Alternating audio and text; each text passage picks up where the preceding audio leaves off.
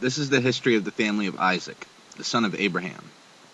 When Isaac was 40 years old, he married Rebekah, the daughter of Bethuel, the Aramean from Paddan Aram, and the sister of Laban. Isaac pleaded with the Lord to give Rebekah a child because she was childless. So the Lord answered Isaac's prayer, and his wife became pregnant with twins. But the two children struggled with each other in the womb.